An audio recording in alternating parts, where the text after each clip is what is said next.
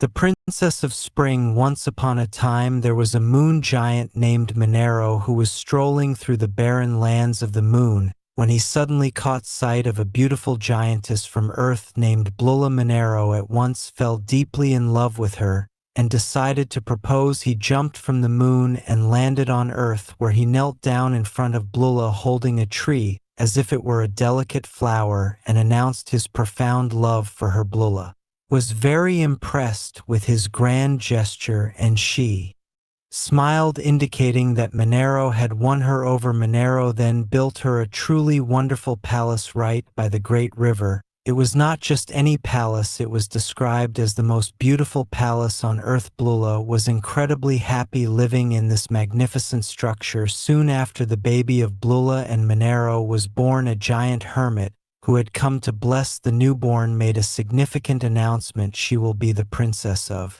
all the springs and will rule over all the rivers and lakes. The hermit then named her Princess Spring. Both Blula and Monero were overjoyed as the beautiful Princess Spring grew older. Many suitors came from far and wide to sing her praises beneath the palace windows. However, she favored none of them. She was so happy and content living in her own lovely palace with her dear mother Blula that she did not care at all for any suitor. The story emphasizes that no other daughter ever loved her mother as Princess Spring loved her mother Blula. One day Solaris, the sun giant, came to woo her. When Princess Spring saw him, she was completely astounded, as Solaris was the most handsome man she had ever seen. Solaris, addressing her as beautiful Princess Spring, introduced himself and declared his love, asking for her hand in marriage. Princess Spring immediately became sad. She told Solaris, "Oh mighty Solaris, you're so handsome and wonderful. I am in love with you too, but I cannot leave my mother because I love her more than anyone else. I am sorry." Dejected, Solaris left the very next day. When the sun rose, Solaris came back to the palace again and called out for Princess Spring. Hearing his voice, Princess Spring at once came out. She expressed her gladness to see him, and Solaris reciprocated, telling her that it was impossible for him to forget her. He simply could not stay away. However, he also understood her deep love for her mother, and thus he had come with another proposal. Princess Spring inquired what it would be. Solaris proposed that she marry him and come to his kingdom to stay with him for 9 months every year, and for the remaining 3 months she could return to her mother and stay there. Princess Spring smiled, for she quite liked Solaris's proposal, and she agreed. The wedding was held at once. After the wedding, she bid farewell to her parents and left with Solaris. A few days after the wedding, Monero went up to Blula. He told her, "Hey love, it is time for me to go back to my kingdom to take care of my people." Blula, feeling lonely, asked, "But what about me? Am I to stay here all by myself?" Monero gently reminded her, "Darling, I have always asked you to come with me, but you never do. You do not want to leave your palace. That is the reason why I built it in the first place, remember?"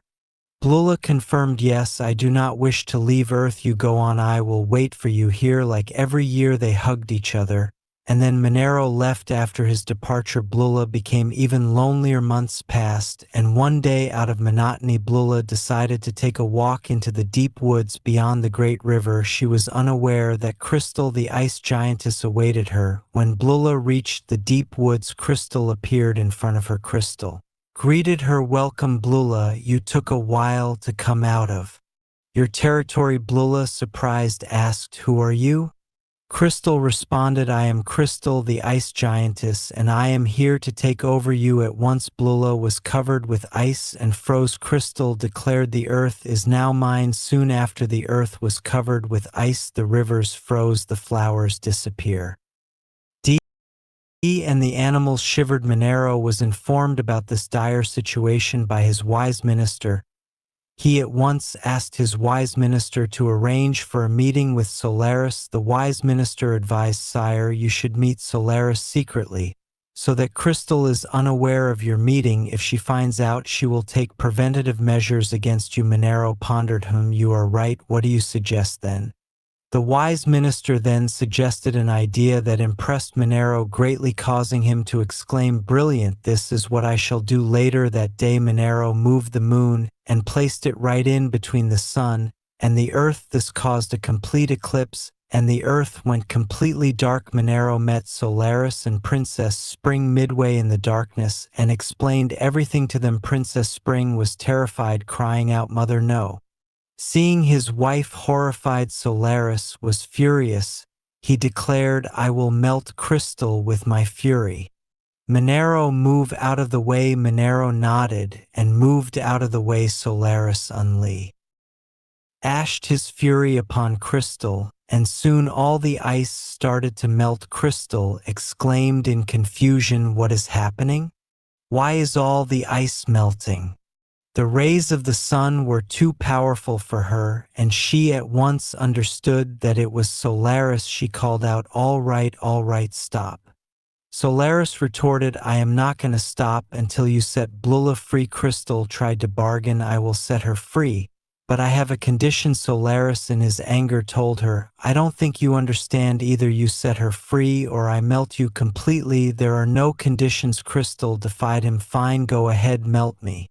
But remember, melting me will cause great floods all over the earth, and that will take you eons to fix." Solaris was stunned. He realized she was right, and that they could not melt her. He fumed in anger, but reluctantly asked, "Fine, what is your condition?"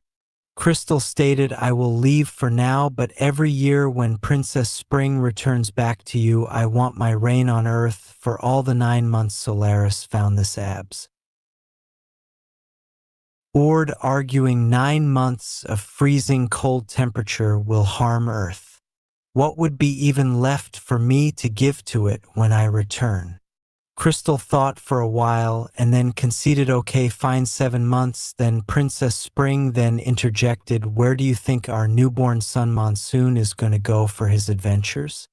We have decided to send him to his grandmother's palace every year for 3 months, so that he can learn all about Earth and shower his rains upon it." Crystal mockingly dismissed the idea of a baby, but Princess Spring insisted. He was no ordinary baby, being the son of Solaris and Princess Spring. Crystal, tired of the back and forth, declared, "Okay, fine, 4 months, and that is it." The conversation devolved into 2424 before Princess Spring intervened, saying, "All right, stop, both of you." Solaris tried to speak, but "Darling, I am only trying to." Princess Spring cut him off. "Yeah, I know, but my mother is literally a statue there. 3 months, you get 3 months every year. Take it or leave it." Crystal finally agreed. "Okay, fine, I will see you all next year." Saying so, she disappeared into a thin line of cold wind and left. Princess Spring at once reached Earth, and as soon as she stepped on the grass, the ice disappeared. The rivers started flowing again. The trees had fruits, and the animals were joyful. Earth looked beautiful once more. The ice coating from Blula disappeared, and she was free once again. "Blula," exclaimed Mother Spring, "my daughter, you came for me." The two hugged each other, and Princess Spring explained to her mother everything that had happened. Blula, relieved and grateful, said, "My daughter, my husband and son-in-law have done right when I was trapped. I am so lucky," she added, "and do not worry as far as Crystal is concerned. I will embrace her for 3 months." Blula then asked, "But tell me, what is the good news that you were going to give me?" Princess Spring happily revealed, "Mother, I have given birth to a son. He is going to be the Giant of Rains. We have named him Mon soon, and he will come visit you every year for 3 months." Blula was overjoyed, exclaiming, "Oh, how wonderful! I am so happy, my child." And so that is how it went. Every year Princess Spring would come for 3 months to visit Blula, and the earth blossomed beautifully during that time. Then Solaris would come to take her back to his kingdom, bringing with him summer on Earth. After that, Monsoon would come to visit his grandmother and stay with her for 3 months. It would rain everywhere on Earth during that time. and then when monsoon left, Crystal would come bringing winter with her for the last 3 months of the year. As for Blula, she embraced all the seasons with love, and together under her care the earth prospered. Analysis: the narrative of the Princess of Spring story delves into themes of love, compromise, and the origins of natural phenomena, particularly the seasons through the mythological actions of giant figures. A central pillar of the story is the profound and unwavering love between Princess Spring and her mother Blula. This maternal bond is established early on, with Princess Spring favoring no suitors because of her happiness with her mother. It becomes a critical plot point when she initially rejects Solaris, the powerful sun giant, explicitly stating her love for her mother surpasses all else. This deep devotion forces Solaris, despite his handsomeness and power, to compromise and propose a split residency, showcasing that love and familial ties are paramount and capable of influencing even cosmic beings. This familial connection is further reinforced with the birth of Monsoon, whose annual 3-month visit to his grandmother Blula becomes an integral part of the yearly cycle. The story effectively serves as an allegorical explanation for the changing seasons and weather patterns. The giants personify different natural elements: Monero, the moon Blula, the earth Solaris, the sun Crystal, the ice, and Monsoon, the rains. The crisis initiated by Crystal, who freezes Blula, and the Arth represents the onset of a harsh perpetual winter. The subsequent intervention by Monero and Solaris to melt the ice signifies the return of warmth and life. The ultimate resolution arrived at through negotiation and compromise among Solaris, Princess Spring, and Crystal directly correlates to the annual cycle. Princess Spring's 3 months on Earth bring blossoming, and spring Solaris's return with her brings summer. Monsoon's visit brings the rainy season, and Crystal's 3 months bring winter.